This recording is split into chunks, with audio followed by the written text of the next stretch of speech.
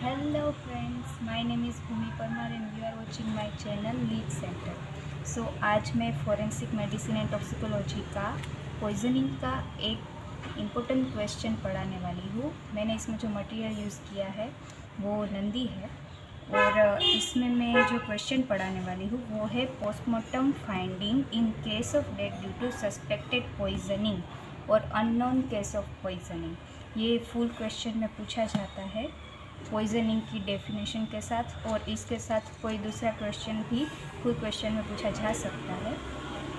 तो इसमें external internal postmortem findings है और इसमें एक्सटर्नल पोस्टमार्टम फाइंडिंग्स की याद रखने की मैंने जो टेक्निक बनाई है, मैंने एक फॉर्मूला बना दिया है जिसके वर्ड के ऊपर से एक क्योंकि इसमें 13 एक्सटर्नल पोस्टमार्टम फाइंडिंग्स है तो इसको याद रखने के लिए मैंने एक फॉर्मूला बना दिया है। वो फॉर्मूला है वापिस यू का बर्थडे है। ओके, तो इसमें सबसे पहले डब्ल्यू के ऊपर से है white froth from mouth and nose, जो कि ओपियम एंड इट्स अल्कलॉइड्स उसके पॉइजनिंग से होता है white froth from nose and mouth. फिर है वापिस ए से, अब ए से जो भी है उसका एग्जाम्पल भी ए से ही है। तो ए से क्या है? Alopecia, hyper pigmentation and hyper keratosis. Alopecia यानी बाल्डनेस, पूरे बाल या थोड़े बाल झड़ जाएंगे।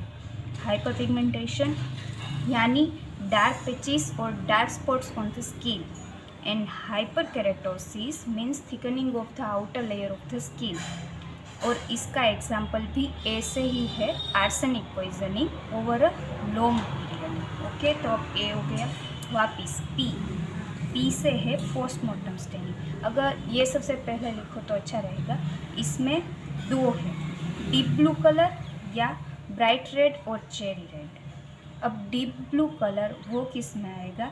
एस्फेक्शन poisoning and aniline. And bright red colour वो आएगा in case of carbon monoxide and HCl poisoning. अब ई से दो है, early rigor mortis and early appearance of sign of decomposition. तो अर्ली राइगर मोर्टिस किस में होगा? स्ट्रिचनिन में। और early appearance of sign of decomposition होगा H2S। ओके, अब एस से भी दो है। एस से स्टेनिंग है, staining near mouth and on hands. जब पॉइजनिंग होगा एक्सीडेंटल, होमिसाइडल या सुसाइडल, तो दो ऐसे है, nitric acid and copper sulphate. Copper sulphate blue colour का होता है और नाइट्रिक एसिड है वो येलो कलर का होता है, इसीलिए उसके स्टेन माउथ और हैंड्स में हो जाते हैं। दूसरे एस से है staining, erosion and ulceration near female external genitalia. Female external genitalia के आसपास इरोशन है, अल्सरेशन है, स्टेनिंग है, तो मतलब कोई एबोर्टिफिशेंट एजेंट यूज़ किया होगा या फिर कोई टॉर्चरिंग एजेंट यूज़ किया होगा, तो वही उसका एग्जांपल है। अब एस, अब यू, वापिस यू का वर्ड है। यू से है अल्सरेशन और on lips and near the ankle of mouth, यानी इसका एग्जांपल है कोरोसिव पॉइजन, यानी लिप्स पे या फिर माउथ के एंकल पे अल्सरेशन हो जाएगा। कोरोसिव यानी जो खा जाए, जो बहुत ही ज़्यादा एसिडिक हो या ज़्यादा अल्कलाइन हो, तो वो एसिड होगा ज़्यादा, वो स्किन खा जाएगा, तो जब भी उसे इंजेक्ट करेंगे तो लिप माउथ के कॉर्नर में से या लिप्स में उससे अल्सरेशन हो जाएगा। अब वापस यू का में कुछ नहीं है।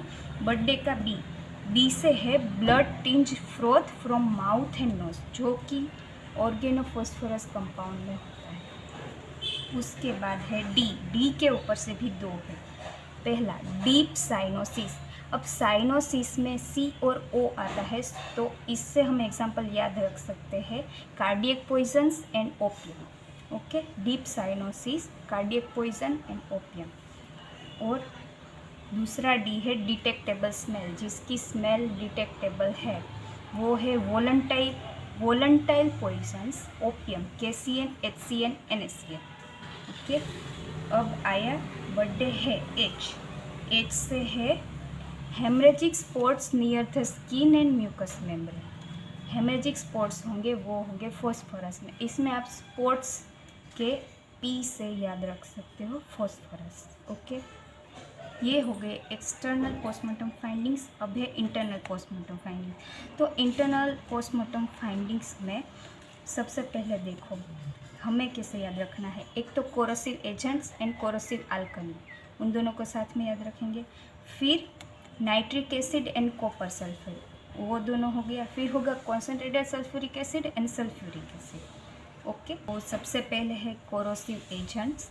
अब कोरोसिव एजेंट्स के साथ साथ हम इरिटेंट्स भी याद रखेंगे, इरिटेटिव पॉइजनिंग। तो कोरोसिव एजेंट में क्या होगा, कोरोशन, अल्सरेशन और desquamation of inner aspect of lips, mucus membrane of mouth and tongue.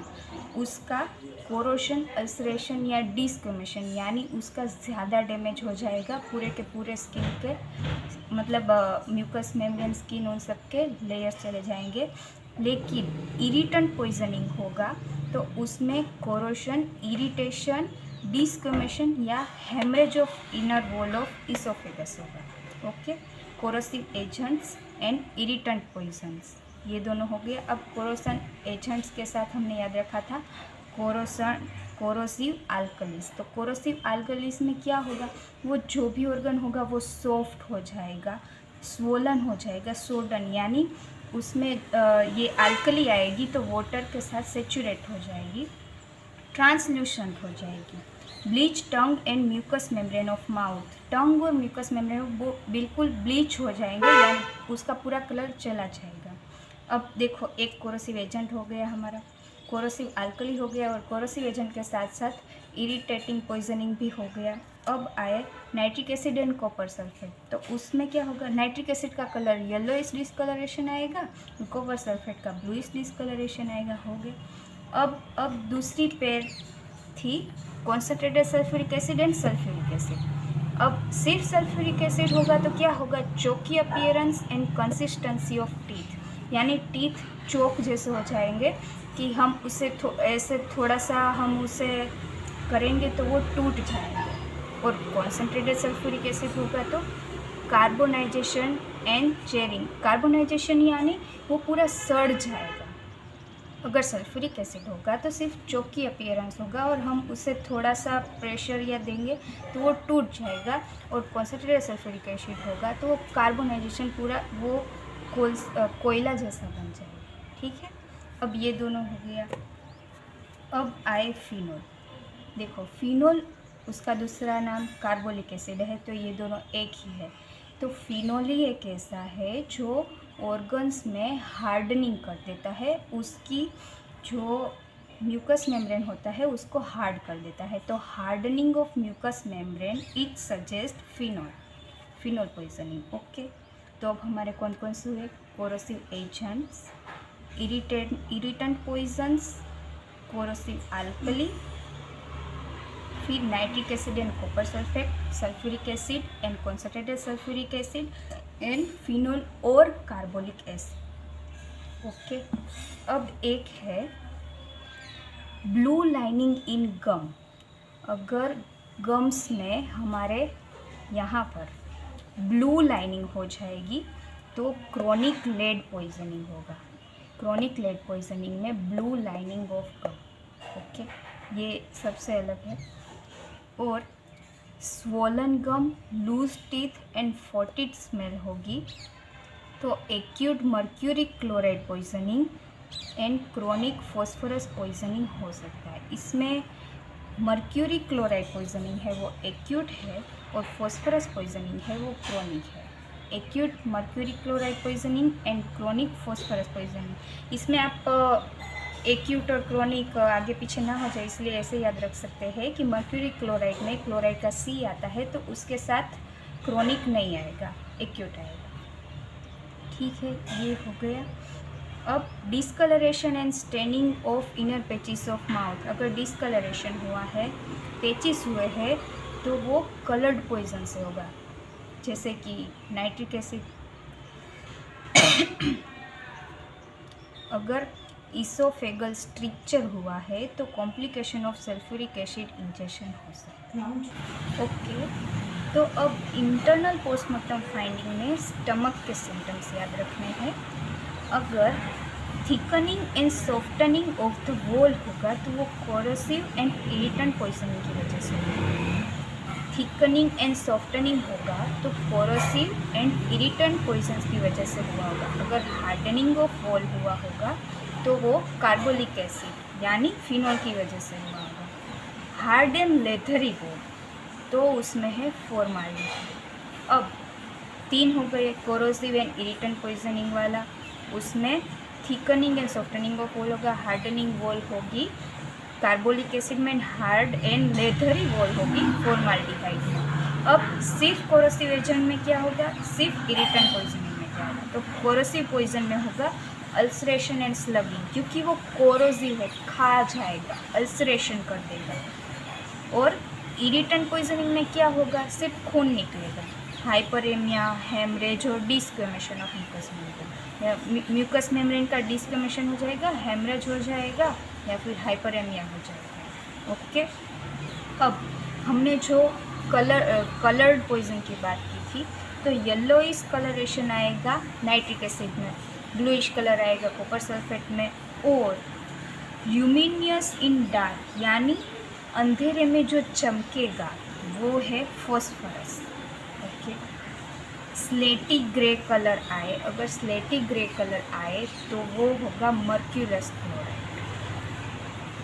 So today's question is over. और आपको कोई क्वेश्चन जानना हो, पढ़ना हो तो मुझे कमेंट बॉक्स में बताएगा।